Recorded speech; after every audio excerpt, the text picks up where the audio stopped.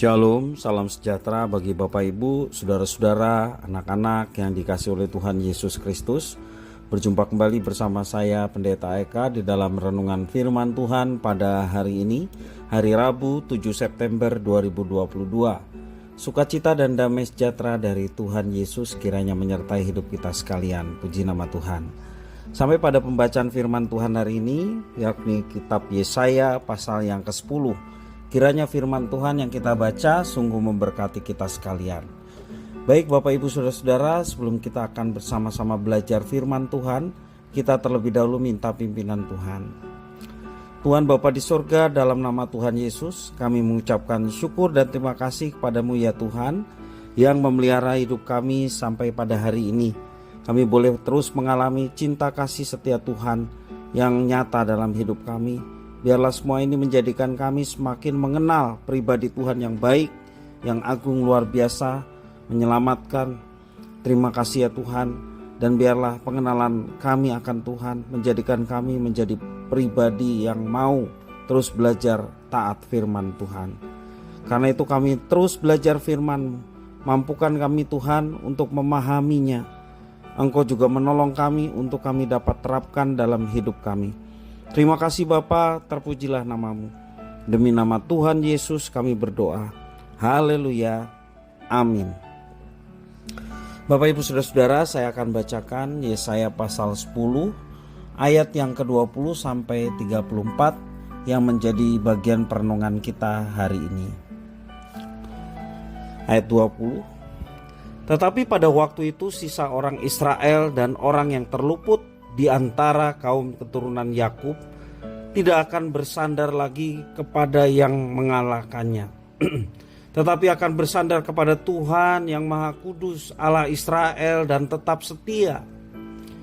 Suatu sisa akan kembali, sisa Yakub akan bertobat di hadapan Allah yang perkasa. Sebab sekalipun bangsamu, hai Israel, seperti pasir di laut banyaknya, namun hanya sisanya akan kembali. Tuhan telah memastikan datangnya kebinasaan, dan dari situ timbul keadilan yang meluap-luap. Sungguh kebinasaan yang sudah pasti akan dilaksanakan di atas seluruh bumi oleh Tuhan, Tuhan semesta alam. Sebab itu beginilah firman Tuhan. Tuhan semesta alam, hai umatku yang diam di Sion, janganlah takut terhadap Asyur, apabila mereka memukul engkau dengan gada dan menghantam engkau dengan tongkatnya seperti yang dilakukan Mesir dahulu. Sebab sedikit waktu lagi amarahku atasmu akan berakhir, dan murkaku yang menyebabkan kehancuran mereka. Tuhan semesta alam akan mencambuk mereka dengan cemeti, seperti ia menghajar Midian di gunung batu Horeb, dan mengayunkan tongkatnya ke atas laut Teberau dan mengangkatnya seperti di Mesir dahulu. Pada waktu itu beban yang ditimpakan mereka atas bahumu akan terbuang, dan kuk yang diletakkan mereka atas tengkukmu akan lenyap. Asyur telah muncul dari Rimon dan telah datang menyerang Ayat. Ia telah lewat dari Migron, dan di Mikmas diaturnya perbekalannya. Mereka telah menyeberang dari jurang penyeberangan sambil berteriak, Geba, tempat permalaman kita. Penduduk Rama gemetar, penghuni Gibea Saul melarikan diri. Keluarkanlah jeritanmu, hai putri Galim, perhatikanlah, hai Laisya. Jawablah dia, hai Anatot. Penghuni Madmena lari jauh-jauh, penduduk Gebim pergi mengungsi. Hari ini juga Asyur akan berhenti di Nob, mengacung-acungkan tangannya ke arah gunung putri Sion, bukit Yerusalem. Lihat, Tuhan semesta alam akan memotong dahan-dahan pohon dengan kekuatan yang menakutkan. Yang tinggi-tinggi tumbuhnya akan ditebang, dan yang menjulang ke atas akan direndahkan. Belukar rimba akan ditebas dengan kapak, dan Libanon dengan pohon-pohonnya yang hebat akan jatuh. Bapak Ibu Saudara-saudara yang dikasihi oleh Tuhan Yesus Kristus, Seorang prajurit yang setia dan patuh selalu mentaati semua perintah yang diberikan komandannya. Dia tidak akan menjalankan misi menurut kemauannya sendiri tanpa perintah dari komandannya. Bahkan dia rela mati demi misinya. Prajurit itu akan rela mengorbankan diri demi menjalankan perintah komandannya. Yesaya memulihkan semangat orang-orang Israel yang tersisa, yaitu mereka yang masih setia kepada Allah. Ia mengatakan bahwa Tuhan akan memelihara dan memulihkan kaum sisa Israel.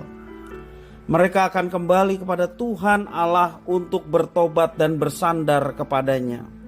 Harapan Israel terletak pada kaum sisa yang masih memelihara iman dan kesetiaan kepada Allahnya. Bapak Ibu saudara-saudara yang dikasihi oleh Tuhan, Tuhan menghukum umatnya bukan untuk membinasakan, melainkan untuk menyadarkan mereka agar berbalik, bertobat kepada Tuhan. Masa penghukuman berakhir dan diganti dengan masa keselamatan yang terlukis dalam ayat yang ke-20 sampai 23.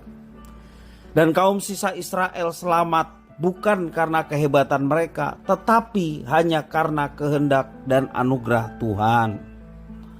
Israel masih ketakutan dan berkumpul bukan untuk berperang, melainkan untuk melarikan diri dari penyerangan Asyur. Padahal Israel tidak perlu takut kepada Asyur, karena mereka mempunyai Tuhan Allah semesta alam, Tuhan yang maha kuasa, yang mampu menghancurkan Asyur dengan segala kedahsyatannya pada waktu itu. Dan cara Tuhan menghancurkan Asyur digambarkan seperti menebang pohon untuk merobohkan kekuatan dan kesombongan Asyur.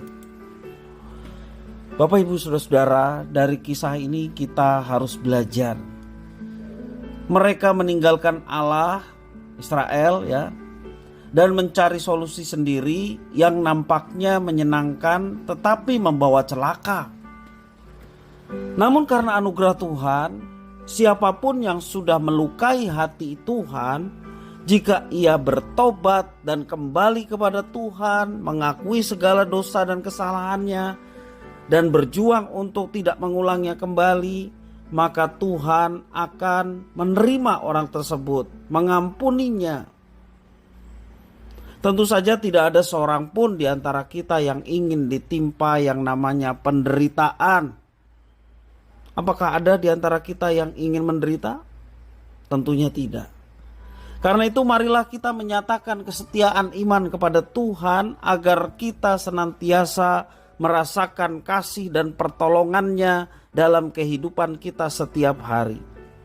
Kuncinya adalah ketika kita sudah menyimpang, datang kepada Tuhan bertobat, dan kita berkomitmen untuk hidup seturut dengan rencana dan kehendaknya. Itulah satu-satunya cara kita ingin memulihkan keadaan kita, bertobat akan segala dosa kita, dan kita memohon kepada Tuhan memampukan kita untuk melewati semua tantangan dan tidak jatuh ke dalam dosa yang sama. Dan ketika kita jatuh, segera bertobat, mohon pengampunan dari Tuhan, maka Dia setia dan adil yang akan mengampuni kita, bahkan menyucikan kita dari segala kejahatan. Apa yang kita rancangkan untuk kita lakukan dalam setiap kehidupan kita? Mari kita dengan setia terus melakukan apa yang menjadi rancangan Tuhan, yaitu melakukan kehendak-Nya, firman-Nya. Dengan demikian selalu ada sukacita, selalu ada damai sejahtera dalam hidup kita, karena yang kita kerjakan dan lakukan adalah apa yang telah direncanakan dan difirmankan Tuhan dalam hidup kita.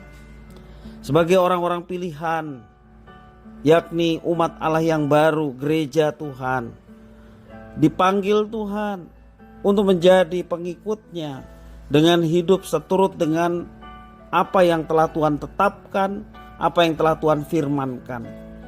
Dan itu seumur hidup kita mau belajar itu, sampai firman itu terus tergenapi dalam hidup kita. Tuhan hanya mau itu. Tuhan tidak mau yang lain. Tuhan hanya mau orang yang percaya, hidup dengar-dengaran akan firman dan melaksanakan firman, maka dengan itu Tuhan disenangkan. Dan apabila Tuhan disenangkan, Dia yang akan menuntun dan menyertai kita, bahkan mengangkat segala penderitaan kita sesuai dengan kehendak dan waktunya. Biarlah firman ini menjadi berkat bagi kita sekalian. Mari kita berdoa. Tuhan Allah Bapa di surga, di dalam nama Tuhan Yesus, terima kasih atas firman Tuhan. Mampukan kami Tuhan untuk bertobat, meninggalkan segala dosa serta pelanggaran kami terhadap firman Tuhan. Mampukan kami untuk bangkit dan mematikan segala keinginan kami yang merusak, segala dosa yang masih membelenggu. Kami mohon lepaskan dalam nama Tuhan Yesus, sehingga ketika kami datang pada Tuhan, sungguh-sungguh kami boleh mengalami damai sejahtera, penebusan, dan keselamatan yang telah Tuhan jaminkan bagi setiap orang yang percaya. Terima kasih ya Tuhan, kami menyerahkan hidup kami untuk dapat menjadi pelaku-pelaku firman. Demi nama Tuhan Yesus kami berdoa. Haleluya. Amin.